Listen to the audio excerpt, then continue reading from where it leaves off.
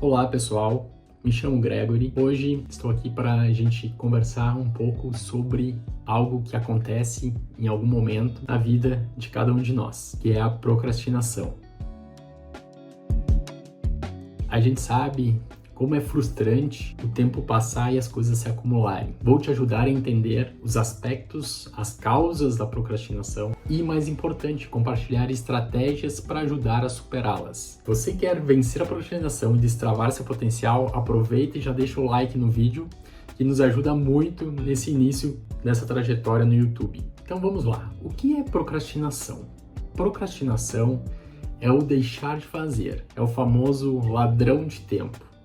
É quando a gente precisa fazer algo, mas a gente fica deixando para depois. Assim, eu gosto de falar sobre esse assunto porque é algo que acontece comigo com uma certa frequência e também já me prejudicou em várias áreas da minha vida, né? Seja no profissional, nos meus estudos, por procrastinar demais, deixar de fazer, de cumprir objetivos, de cumprir promessas, assim como também de me propor a gravar vídeos e por fim acabar por não gravar, né? Sempre achando uma desculpa para nunca postar eles, né? Às vezes eu até gravava, só não postava, então fui postergando. Então essa parte do deixar para depois está muito enraizado na minha vida.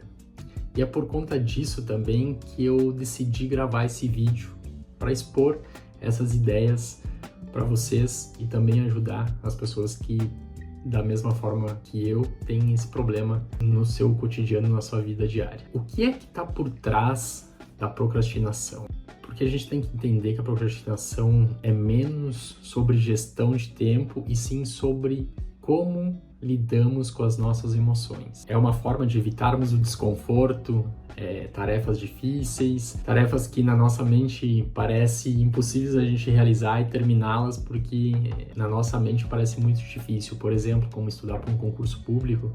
Às vezes as pessoas deixam de começar a estudar para um concurso porque acham que não conseguem absorver o processo até o objetivo final, que é a aprovação. Isso acaba gerando um sentimento de desconforto, de desafio impossível de ser realizado. Outro aspecto muito importante é a gente analisar o nosso cérebro primitivo, como ele age. Ele sempre tenta procurar coisas que evitem o desconforto. Então a gente consegue ter um parâmetro para entender um pouco sobre o porquê a gente acaba deixando as coisas para depois. A procrastinação ela tem várias causas. Medo de fracassar, perfeccionismo, tarefas que parecem difíceis de concluir. Então tem uma série de causas. E por conta disso, eu selecionei 5 estratégias que a gente pode utilizar para que a gente evite a procrastinação. A primeira estratégia é a estratégia de Pomodoro. Como ela funciona? Você trabalha durante 30 minutos e a cada 30 minutos você faz uma pausa de 5 minutos para descansar. Vai escutar uma música, vai fazer uma outra atividade, descansa 5 minutos. E após esses 5 minutos você faz outros 30 minutos de trabalho ou de estudo, né, independente da atividade que você esteja fazendo. Ela funciona muito bem, principalmente quando você estiver estudando um conteúdo extenso. Você pode dividir em 4 blocos de 30 minutos, com os descansos de 5, e ao final do 4º bloco você faz uma pausa maior de 15 a 30 minutos. Essa técnica ela é eficaz porque divide o tempo em intervalos gerenciáveis, eliminando aquela sensação que o trabalho é interminável. E por outro lado, evidentemente, ela trabalha em cima da fadiga mental, né? Toda vez que a gente faz uma pausa de 5 minutos, a gente tende a se manter mais concentrado na realização das nossas tarefas diárias, né? Seja para o estudo, seja criação de projeto, leitura e coisas que a gente pode atrelar essa técnica para nos auxiliar a ter uma menor procrastinação e também nos auxiliar a manter o foco e concluir tarefas. A segunda estratégia é transformar tarefas em passos menores. Por exemplo, você tem que fazer um relatório no seu trabalho, você pode focar em construir uma introdução, e depois ir para uma segunda etapa de análise para verificar as informações, e depois uma terceira etapa, que é a conclusão, a revisão. Isso ajuda para a gente conseguir concluir essas tarefas. Quando a gente olha e pensa em fazer todo o processo completo, começar e terminar naquele mesmo momento, isso faz com que a gente se sinta menos confortável para realizar essas determinadas tarefas. Então essa é uma técnica muito boa para a gente utilizar no nosso dia a dia.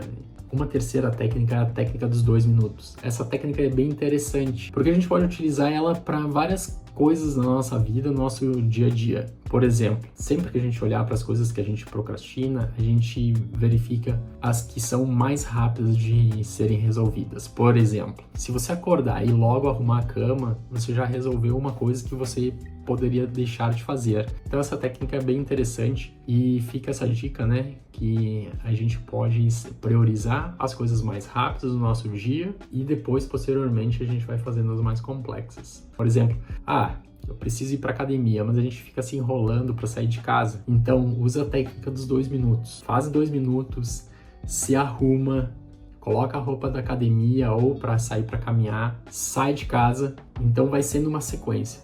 Você se arrumou, você saiu de casa, você foi para academia. Se você conseguir fazer disso um hábito, com certeza você vai não só resolver isso em relação ao ir se exercitar, mas também com certeza em outros aspectos e áreas da sua vida. Então fica essa dica, acho que ela é muito importante. Uma quarta estratégia é visualização e planejamento. Visualização, criar um mapa mental na sua mente de todas as etapas que são necessárias até chegar ao objetivo final. Enquanto o planejamento fornece o caminho claro para conquistar esse objetivo. Uma forma de a gente usar essa técnica, por exemplo, em uma prova, né? Visualize que você está bem preparado para a prova e se visualize tendo um bom resultado ao final da prova, por você estar bem preparado. E aí depois de você fazer essa mentalização, essa visualização da tarefa, você procura os capítulos que você tem mais dificuldade e começa a estudar. Isso vai fazer com que o teu cérebro ele aceite melhor esse processo e ele já visualiza algo positivo que vai auxiliar para que você consiga realizar o estudo para essa prova de uma forma mais tranquila, mais fácil. Estudos de neurociência dizem que quando a gente visualiza a conclusão de uma tarefa ou a forma como essa tarefa deveria ser realizada, nosso cérebro ativa áreas ligadas à motivação, como se você já estivesse realizando essas tarefas. Então, é muito interessante essa técnica também de a gente poder visualizar a tarefa e depois concluir fazendo um planejamento para que ela seja realizada. Uma quinta estratégia é a recompensa e a motivação positiva. Como é que é isso?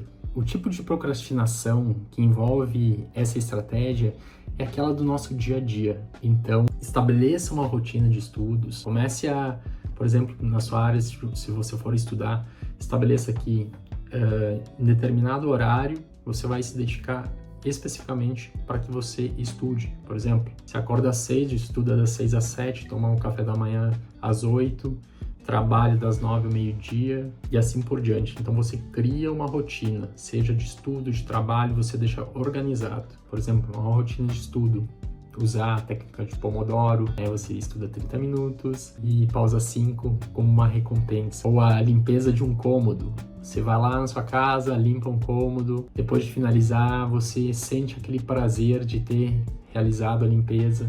Isso também ajuda demais para a satisfação e a sensação de dever cumprido. Então, são pequenos ajustes no nosso dia a dia que vão fazer toda a diferença.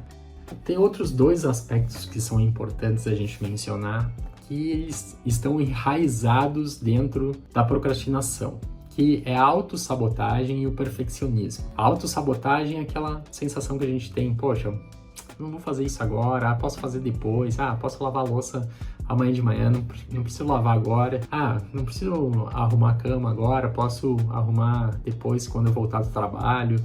Então são pequenas autossabotagens. Isso acontece também para quem faz dieta, para quem precisa se exercitar, não se exercita. Enfim, isso é muito comum nas nossas vidas, né, essa autossabotagem, e ela automaticamente ela corre junto com a procrastinação. Então, uma das dicas é reconhecer que isso está acontecendo e dar o primeiro passo nas tarefas que são necessárias serem realizadas. Isso já vai começando a mudar a forma como a gente pensa e a criar um novo hábito. Já o perfeccionismo é aquela sensação de que não tá bom, que a gente poderia fazer mais, eu não tenho as ferramentas certas, então não vou fazer. Então, você pensar demais no resultado final e esquecer que às vezes que o principal não é o resultado final, não é que esteja perfeito o resultado final. O importante é que a gente faça, que a gente realize e que a gente não procrastine, porque a sensação de procrastinação faz com que a gente desenvolva ainda mais uma sensação de fracasso. A dica para superar o perfeccionismo é: feito é melhor do que perfeito. Essa é a dica. Então faça. Hoje, então, falamos sobre a procrastinação, suas características, os aspectos que são enraizados dentro da procrastinação, como perfeccionismo e autossabotagem. Então, essas duas características, elas estão extremamente ligadas, e dei algumas estratégias, né, para a gente poder lidar com essas situações. Espero que vocês tenham gostado do vídeo e deixem o like, mesmo que não tenham gostado, para ajudar esse canal que está começando, está iniciando. Agradeço por terem assistido até aqui e até a próxima.